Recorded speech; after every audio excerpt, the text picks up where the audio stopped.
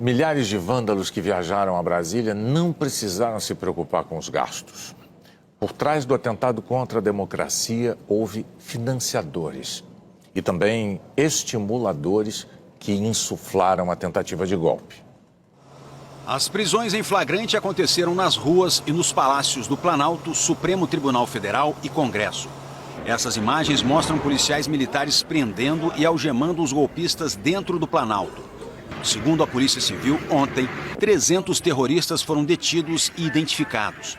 209 ficaram presos depois de autuados e devem responder por crimes como golpe de Estado, dano a bens públicos, lesão corporal, associação criminosa e porte de arma.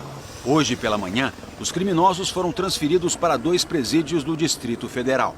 No Congresso, a Polícia Legislativa prendeu 44 golpistas, 39 no Senado e 5 na Câmara. Eles passaram a noite detidos no próprio Congresso. Ao longo do dia, também foram transferidos para os presídios. E os investigadores seguem em busca de outros criminosos. Imagens de câmeras de segurança da esplanada dos ministérios, de drones da polícia, além de vídeos divulgados pelos próprios invasores, estão sendo usados para reconstituir a ação e identificar um a um os autores. Os golpistas usaram amplamente aplicativos de mensagens para convocar para o movimento terrorista. Diversas imagens capturadas em grupos bolsonaristas mostram como eles articularam a ação de ontem em Brasília e comprovam que os ataques foram premeditados. Uma das mensagens diz: tomada de Brasília. Logo em seguida, os autores escreveram: não há previsão de data de retorno. Em outra foto, os organizadores afirmam: a ordem agora é acampar dentro do Congresso, Planalto e STF. Em grupos radicais, circularam mensagens com informações sobre diversas caravanas que sairiam com destino a Brasília e o contato dos responsáveis pelos ônibus. Também vídeos de quem já estava a caminho do Distrito Federal. Pessoal, dia 7 de janeiro, saindo de Brasília, saindo de Ipatinga, Minas Gerais, com destino a Brasília. Amém, grito de guerra! O Ministério da Justiça tem pressa em identificar os patrocinadores dos golpistas.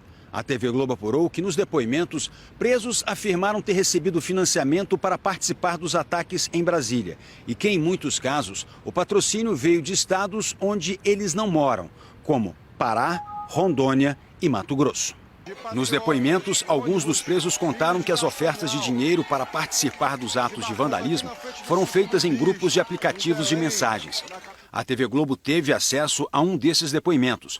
O preso contou à polícia que veio de Campo Grande, Mato Grosso do Sul, numa caravana com pessoas de diversas cidades, sendo que não foi cobrada a passagem. Na decisão em que afastou o governador Ibanez Rocha, o ministro Alexandre de Moraes já havia mencionado a importância de se identificar e processar os financiadores dos atos terroristas. A história mostra que é uma estratégia eficiente. O ministro da Justiça, Flávio Dino, disse hoje que mais de uma dezena de mandados de prisão foram expedidos contra os golpistas, incluindo possíveis patrocinadores.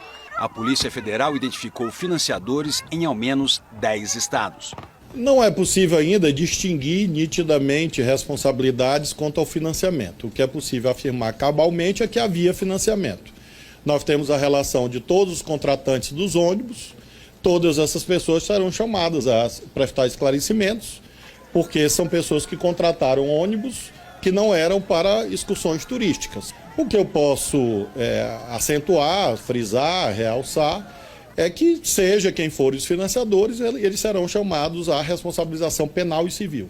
O ministro da Justiça disse que, além do inquérito das fake news e dos atos antidemocráticos, outros 3 serão abertos no Supremo Tribunal Federal sobre as invasões ao Palácio do Planalto, ao próprio STF e ao Congresso. Serão 3 inquéritos conduzidos pela Polícia Federal e, no curso desses inquéritos, que haverá a investigação sobre os financiadores, sobre os instigadores, sobre os autores intelectuais e haverá, como mencionei há pouco, eventualmente novos pedidos.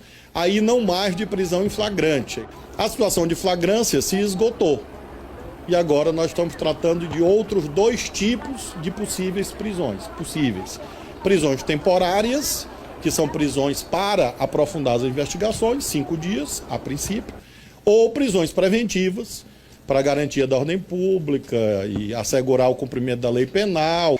Flávio Dino afirmou que os atos terroristas de ontem foram resultado do ódio disseminado no país. Nós vimos a manifestação de um ódio contra instituições que foram tão duramente atacadas nos últimos anos, a exemplo do Supremo Tribunal Federal. As senhoras e senhores que viram imagens, a nação brasileira que viu imagens, viu a materialização e o efeito do discurso de ódio, que não era anedótico, como nós alertamos esses anos todos. Palavras têm poder. E essas palavras se transformaram em ódio e se transformaram em destruição. Mas esta é outra cadeia de responsabilidade que não é propriamente jurídica ainda, que é uma responsabilização política. Porque há pessoas, líderes políticos, que são responsáveis pelo discurso de ódio e pela destruição que nós vimos ontem na sede dos três poderes, visando a um golpe de Estado. Em entrevista à Globo News, o secretário nacional de Justiça, Augusto de Arruda Botelho, disse que os golpistas produziram provas contra eles mesmos e que até às 3 da tarde de hoje, o governo já havia recebido mais de 30 mil denúncias sobre financiadores, organizadores e participantes dos atos golpistas. Nós estamos numa situação bastante atípica, em que aquelas pessoas que praticaram uma série de crimes gravíssimos, a imensa maioria dessas pessoas acabou produzindo provas contra si mesmo, né? Porque fizeram gravações, publicações ao vivo, lives enquanto praticavam os crimes e, inclusive, toda a questão que envolveu o financiamento e o dinheiro, optaram por publicizar isso. Portanto, nesse momento, a investigação, tanto da Polícia Federal, quanto através dos canais de denúncia que foram aqui iniciados no Ministério da Justiça e também na Polícia Federal, estão partindo inicialmente dessas imagens produzidas pelos próprios criminosos, mas também para uma investigação normal através do serviço de inteligência e das equipes da polícia que estão trabalhando. Quai, seu app de vídeos curtos.